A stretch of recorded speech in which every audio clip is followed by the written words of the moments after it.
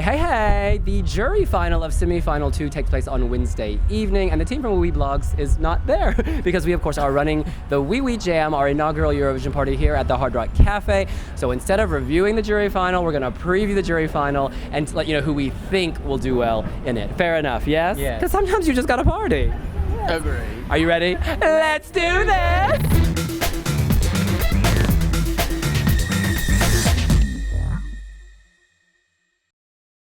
All right, Porrig, why don't you kick us off with your number 3? My number 3 tonight is going to be Bulgaria's Polygenova. I love the song, I love the performer, I love the staging. It's just such a good track. It's radio friendly. It's the kind of song Eurovision needs. It's weird, it's wacky. We don't have enough of that this year, but at the same time, it's tasteful and it matches the song. Yes, and it's definitely bringing Bulgaria back to the final where they belong. And you know what's funny, Porrig? My number 3 is also Bulgaria. I think she's going to do amazing. And part of this is because of the running order. She's performing after Slovenia. Now, I love Manuela, red and blue, blue and red, whatever it is. But the staging is just a little empty. And they have like a naked man spinning on a pole. It doesn't take me anywhere. Whereas Bulgaria, it takes me somewhere. I want to stay there. Her vocals have been fantastic. She's doing her chicken dance. We've talked about this chicken dance so much. I think tonight's going to be her night. People say this is another fan wank like Iceland and she's not going to qualify. I don't buy that for a second. I think she's headed straight to the top, or at least close to the top. I can't choose a third. I'm picking 2, I'm afraid. Belarus and Ireland. Ireland because I love the song. It makes me so happy. And actually, I was so pleasantly surprised with the vocals. You know, it sounds exactly like the studio version. I don't know if the booming sound quality will come across as well on TV as it does in the arena, but that's a really strong, happy performance. And then Belarus, it's not an amazing song, but it looks absolutely incredible. It tells a story, and for me, it's the best visual performance of anything the whole year. Do you think either of them or both of them will qualify?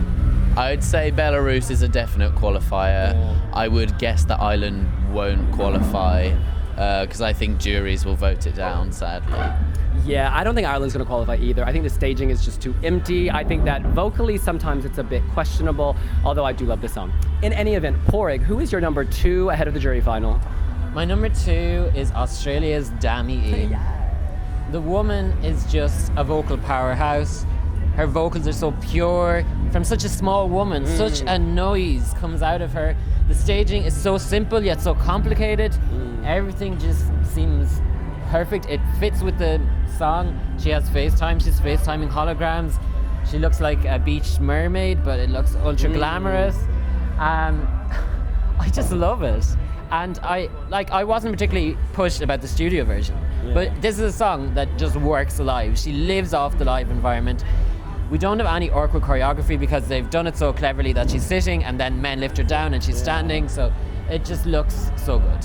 And I think we also have to point out that she's going to benefit from the running order. She's performing after a rather drab series, Ireland, no offense, the former Yugoslav Republic of Macedonia, and Lithuania, and none of these have particularly glam staging. By the way, she is my number 2 as well, the Asian sensation diva from Down Under. Cut and paste everything I've said before. I think the running order is really going to benefit her. And then Slovenia comes after her. So in the recap, you're going to have bland, bland, bland, bam, bland. And so I think that's only going to help. Your number 2. Can I just say I completely disagree with bland, bland, bland, bam. Dami is another bland in there. For me, it's 16th out of 18. The only ones worse than her are Denmark and Albania. What? It's such a flat song. Her vocals sound really weak. I don't understand why everyone's going, wow. You know, I watched it back again and it's just not wow. And, you know, I think this is going to be another Iceland. I'm not sure why everyone's predicting such big things from this. This is going to flop big time. The voice, the presence, the staging, the song, the production. I just don't get it. I don't get it. Maybe I'm wrong. We'll see. The woman, the legend, the singer, the icon. The flop. Okay, what is your number 2? Sorry, my number 2 is Polygenova. I think it's, you know, at first I wasn't completely sold on the song. I thought the production in the chorus was a bit underwhelming, but on stage it really works. She absolutely owns it. Her costume looks great. I say costume because it is a costume. It's not anything to be taken seriously. You wouldn't wear that to the movie theater? I'm afraid I wouldn't. Young people. And it really stands out being a kind of upbeat dance song. I'm so happy she's back. Excellent. It is now time to reveal our number one, our top, ahead of the jury final, Porig. In our top 3 video we did the other night, I revealed that Ukraine was my number 1 song for Eurovision 2016. It's in this semi-final, so it has to be my number 1. Like, I was such a hater at the start. I hated this song passionately. Like, when you said you loved it, I gagged. But I've been converted. Everything, it's just so beautiful. It's so touching and emotional. Like, I had a tear in my eye. Like, she stunned the press room, and the staging. I just keep going back to the staging. And I say it every time we've talked about it, but that moment where the song just dips, all the colour sucks into her, and then there's an explosion and the sound goes like, oh, this is the winner of Eurovision 2016 as far as I'm concerned. It really is. We often talk about songs giving us life, but she is reliving the loss of life and therefore giving us life. It's like a beautiful circle. It is so touching, so deep, so personal. Afterwards, after her first rehearsal, she told us she feels dead after each performance, that she's drained, that she cries, and you can really see it. By the end of this, she is gone, and that's because she has given so much to all of us. Vocally, it's perfect. I know the song is divisive, but when you see the staging, it kind of bridges the divide. It gets rid of all the crazy wacky, and suddenly it feels soulful. This belongs in a museum. This belongs in a time capsule, 1944 to 2016 to 2086. Jamala, you're my girl.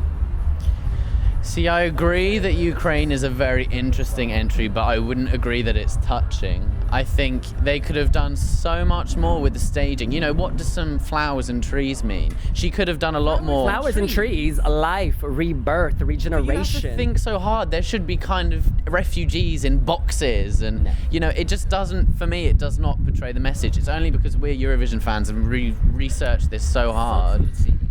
Subtlety, tastefulness, sophistication. Romania had refugees last year. It didn't do them any favors. Moli Va was subtle, woman screaming in front of a red wall. This is Jamala, not screaming, singing, making love to all of you in front of a black wall. My question is though, did you like the song the first time you heard it? Yes. No, I did. I liked it the first time I heard this because she has tweaked it, and it's a whole package with the staging and the song and everything. And you can't, the first listen test is very important, but then there's also the first viewing test at Eurovision. I loved Spain, I saw the first viewing, bleh. I hated Ukraine, I saw the first viewing, yes. Okay. Well, that is what we think. Oh, I haven't said my number. Oh, I'm so sorry. It doesn't matter. Ed, give us your number 1. Switzerland. Oh. I am in love with The Last of Our Kind. So good. It's perfect. She dyed her hair blue to make herself stand out. It's so modern. The fireworks really bring it to life. It's so boomy on stage, which it isn't so much in the studio version. Her vocals are perfect. The pee-pee dance looks great. You know, this needs to qualify. I'm worried that it won't, but it should. It's so good. You know, I actually totally agree with you. This is my honorable you. mention. Yeah, I would have put this. This is almost number 3. It's my number 4. I think it's so good. It's so good because it's so bad, and I mean that as a compliment. Bad as an original, off-kilter, not mainstream. Like, she's sitting there and the girl has to piss. She's got gray blue hair. She's got smoke coming out of her tits. It's like everything just does not make sense, but then when you put it together, because it is so cohesively crazy, it works. The song leaves me cold. It's such a boring, like, it's borderline dirge. And I think Rika knows this herself, that she's not qualifying. And she's like, because when we saw Rika in Switzerland, she was very serious. She had this white dress, she had blonde hair, it was all smoky. And then she's seen all these reviews and she's like, people are forgetting about me. I'm last with the bookies lads. I'm going to embrace the wackiness. I'm going to go crazy. I'm going to wear tinfoil on the red carpet. I'm going to dye my hair blue. I'm going to do weird dances. And she knows full well she's not qualifying. And that's why the craziness is here. All right. Well, before we go, let's quickly say that my computer is locked. Forgive me. Okay. Who we think some of the surprise qualifiers will be, or people who weren't necessarily counted in but we think are going through. I will kick this off. I think that Georgia and Belgium are definitely going through. These were underrated most of the season. I myself wrote both of them off. Georgia's staging takes it to another level. There is nothing like that in the competition this year. It is psychedelic, it is funky, it is fierce, it is Georgian. And as for Belgium, she's the sweetest performer this year. There's something very sweet and endearing about her. She's fresh, she's funky, she's fun. And like, you don't have that. There's no other teen starlet who's like pushing on my buttons. Laura, you slay. Completely agree. It stands out like a sore thumb in a good way, because it's just so, like I think I said in the review, you forget what happiness feels like, because lots of the entries this year are very kind of serious or sassy, but this is just pure fun, childish happiness. I agree with you on Belgium. I think she's definitely qualifying, and it's so funny when you think back of all the hate that was met over when she won, because I don't think Tom would have qualified if he was there. I think Georgia are going to do much better than we expected, but I think maybe they're 11th.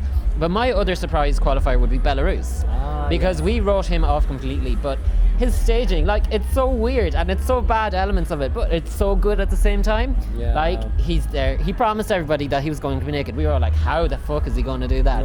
And then there he is naked with a big screen and a wolf, and like, that alone is going to have so much hype, because everybody's going to be like, there's the naked man with the wolf.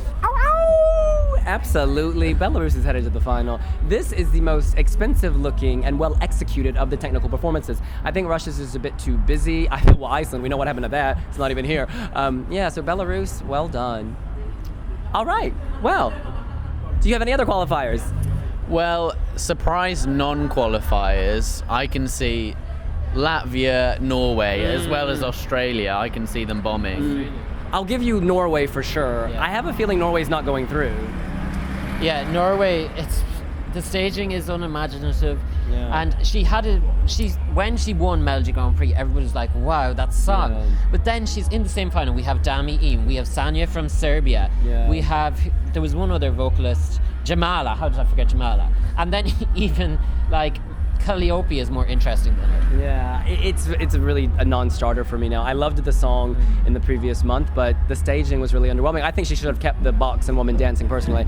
And also, who was your other one? Latvia. Yeah, Latvia is really boring, actually. The staging does not elevate the song. If anything, it detracts. I felt that at Supernova, it was intimate, and he stood out in that intimate setting, whereas now, meh. Completely agreed. For me, it was never a strong song, so to not doing something crazy wacky with the performance, it's just suicide. Freddie qualified yesterday. Latvia is the stronger song. I think he's safe. That's what we think. What do you think? Who do you want to qualify from second semi-final? Who do you think will qualify? You can let us know here on wiwibloggs. Make sure to hit the like button. And don't forget to subscribe. See you later. Bye.